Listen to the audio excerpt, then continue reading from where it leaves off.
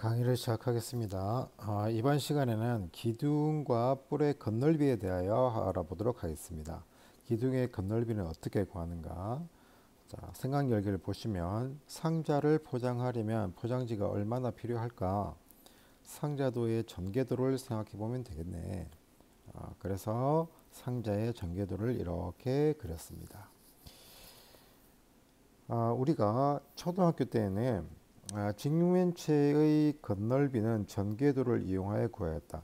사실 이 직육면체라는 것도 사실 기둥이죠. 사각 기둥의 하나의 종류밖에 되지 않는다, 그죠? 이와 같이 기둥의 겉넓이를 구할 때는 전개도를 이용하면 편리하다. 자, 전개도를 이용해서 구하는 것이 편리하다는 것이지 반드시 그렇게 해야 한다는 것은 아닙니다. 근데 우리 연습할 때는 전개도를 머릿속으로나 또는 종이에 그려서 한번 해보는 것도 상당히 도움을 받을 수 있습니다. 자, 그렇다면 각기둥과 원기둥에 대해서 각기둥이 있고 원기둥이 있다, 그죠? 기둥의 전개도는 다음과 같이 서로 합동인 두 밑면과 직사각형 모양의 옆면으로 이루어져 있다. 자, 사각기둥이죠. 밑면 두 개가 있고 옆면이 이렇게 있습니다. 그 다음에 원기둥이 있으면 밑면 두 개가 있고 옆면이 있습니다. 그래서 겉넓이라는 것은 그러니까 친구들 보면은 겉넓이를 구하라고 하면 무엇을 구해야 되는지 모르는 경우가 많은 것 같아요. 이 겉넓이의 정의는 이런 거죠. 이 지금 겉에 생겨 있는 이 겉에 면들이 있잖아요. 이 면들 이거를 다 구하라는 거죠. 그럼 부피라는 건 뭐냐? 만약에 이렇게 생긴 모양의 통이 있다라고 했을 때 여기에 우리가 물을 부을 수 있잖아요, 그죠? 그 물이 얼마나 들어가느냐와 관련된 질문이 부피의 문제이고, 겉넓이는 요 자체 이 껍데기의 넓이들이 얼마인지를 구하는 것이 겉넓이의 문제입니다. 그래서 이렇게 하면 다 껍데기가 눈에 딱 보인다, 그죠? 이것도 마찬가지로 이것을 다 구하는 겁니다. 그래서 기둥의 겉넓이는 두 밑넓이하고 옆넓이 합으로 구할 수 있다. 너무나 당연한 얘기를 하고 있다, 그죠? 그래서 밑넓이는 합동이기 때문에 밑넓이 하나 구해서 곱하기 2를 하고 그 옆넓이를 더하면 기둥의 겉넓이를 구할 수 있다라는 거다, 그죠? 자, 예제 1번을 봅시다. 다음 기둥의 겉넓이를 구하시오. 자, 이거를 이제 우리가 겉넓이를 구해야 하는데 얘를 이렇게 전개도로 펼치면 이런 모양이 되겠죠. 그렇다, 그죠? 그래서 머릿속으로 생각을 해도 되고, 그 다음에 그게 잘 안 되는 학생은 이렇게 전개도를 하면 됩니다. 그러면 전개도를 그려서 우리가 해야 될 것은 이제 넓이를 구하는 거다, 그죠? 여기 1번 넓이 하고 여기 1번 넓이는 수 같으니까 하나 구해서 곱하기 2를 하면 되고, 그 다음에 여기 2번, 3번, 4번 넓이를 싹 다 더하면 된다라는 얘기입니다. 그래서 1번 넓이는 삼각형의 넓이니까는 여기 이 길이와 이 길이를 곱하면 되겠다, 그죠? 그래서 1번 넓이는 2분의 1 곱하기 4 곱하기 3 이 되겠다, 그죠? 이게 두 개잖아요. 그 다음에 2번 넓이는 어떻게 하면 되죠? 가로 곱하기 세로 6 곱하기 4. 그 다음에 얘는 5 곱하기 6 이렇게 되겠다, 그죠? 얘는 3 곱하기 6 이렇게 되겠죠. 얘랑 얘랑 얘랑 얘랑 해서 다 더하면 그것이 겉넓이가 된다라는 거죠, 그죠? 자, 그 다음에 여기 원기둥을 한번 보세요. 자, 원기둥. 자, 원기둥을 보시면 얘의 전개도를 한번 봅시다. 여기 전개도를 보면은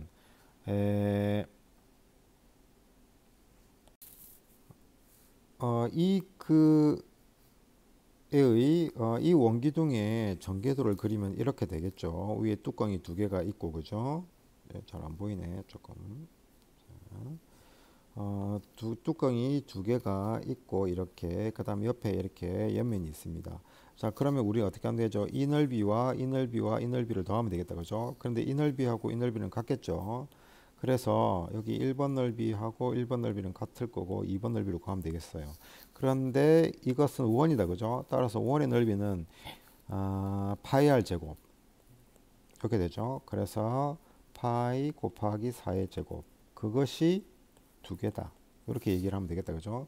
그 다음에 여기 한번 보세요. 옆넓이를 보니까 세로는 나와 있는데 가로가 나와 있지 않습니다.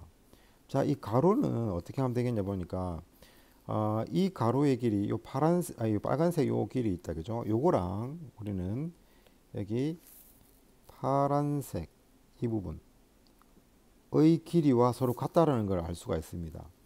그래서 우린 지금 이 빨간색의 길이를 모르기 때문에 파란색의 길이를 알아야 될 거 아니에요, 그죠?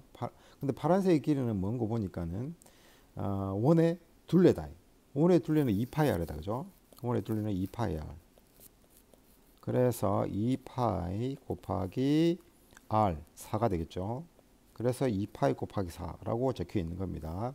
그러면 여기서 건널비는 2파이 곱하기 4 곱하기 4 높이 9 가로 곱하기 세로 이렇게 하면 되겠다, 그죠? 그러면 다 더하면 되겠다, 그죠? 자, 이렇게 구할 수 있습니다. 자, 이제 뿔의 넓이를 한번 알아봅시다. 뿔의 넓이도 똑같습니다. 기둥의 건널비와 마찬가지로 뿔의 건널비를 구할 때도 전개도를 이용하면 편리하다. 각불과 원기둥이 그죠? 각불의 전개도는 이렇게 밑면이 다각형이 있고 삼각형이 여러 개가 있다, 그죠? 근데 이 삼각형 4개는 전부 다 합동이겠죠? 그리고 원뿔의 전개도를 보시면 부채꼴 하나와 그 다음에 밑면이 이렇게 있습니다. 그래서 이게 원의 넓이, 이것은 부채꼴의 넓이가 되겠죠. 요 각 부채꼴의 넓이는 우리가 알고 있죠? 오케이. 자, 그래서 이제 자, 이거를 빈칸을 채워 넣어 보면서 한번 알아보도록 합시다. 우선은 사각볼 왼쪽 그림을 보시면 이것의 전개도가 이렇게 된다, 그죠? 그러면 보니까 네모안을 채워 넣으면 밑면의 길이가 3이네요. 높이가 이 삼각형의 옆면의 삼각형의 높이가 4라는 사실을 알 수가 있습니다. 따라서 이 사각뿔의 밑넓이는 이거잖아요, 그죠? 이 밑넓이는 9가 되겠죠? 그 다음에 옆의 넓이는 어떻게 되겠어요? 옆의 넓이는 여기가 3이니까 3 곱하기 4 2분의 삼각형이니까 2분의 1 곱하기 3 곱하기 4가 되겠죠. 그것이 몇 개가 있죠? 4개. 이렇게 계산하면 되겠죠. 그래서 건널비를 구할 수 있겠다, 그죠? 그 다음에 옆에 원뿔을 봅시다. 자, 여기를 보면은 밑면의 반지름의 길이가 2가 되겠고, 그 다음에 모선 여기서부터 여기까지가 5cm잖아요, 그죠? 그래서 여기가 5cm가 되겠죠. 그러면 여기서부터 여기까지, 자, 요 빨간색 요 길이는 부채꼴의 호의 길이가 되죠.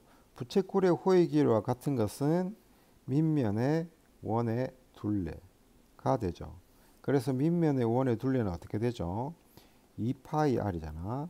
그래서 2파이 곱하기 2가 돼서 4파이가 되겠죠. 그죠?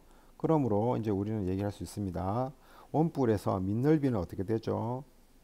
파이 r 제곱이잖아요, 그죠? 파이 r 제곱이니까 파이 곱하기 반지름 2의 제곱이 되겠다, 그죠? 그래서 여기는 4파이가 되겠고, 그 다음에 옆넓이는 지금 뭐가 되죠?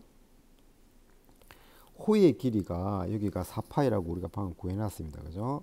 4파이가 되고, 그럼 이것의 넓이는 부채꼴의 넓이를 구하려고 하니까 중심각의 크기를 몰라요. 중심각의 크기를 모를 때는 2분의 1 r 곱하기 l 반지름 곱하기 호의 길이, 그래서 2분의 1 곱하기 5 곱하기 4파이 이렇게 얘기할 수 있다, 그죠? 약분하면 2가 되고 10파이가 되겠다, 그죠?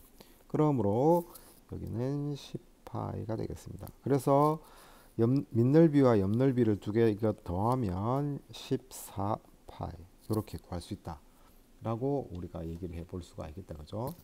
우리가 지금 여기 함께하기 위해서 보았듯이 이 뿔도 전개도를 이용해서 건널비를 구하니까 아주 편리했다, 그죠? 근데 여기서 조금 유의할 것은 원뿔이었다. 원뿔의 옆면은 부채꼴이었다. 삼각형이 될 것 같지만 부채꼴이었다. 이렇게 얘기를 해볼 수가 있습니다. 자, 이번 시간에 우리는 건널비를 구하는 방법에 대해서 알아봤죠. 기둥과 뿔의 건널비에 대해서 알아봤습니다, 그죠? 기둥과 뿔의 건널비는 기본적으로 전개도를 이용하면 아주 편리하게 계산할 수 있었다라는 사실을 우리가 알 수 있습니다, 그죠? 자, 오늘 강의는 마치도록 하겠습니다.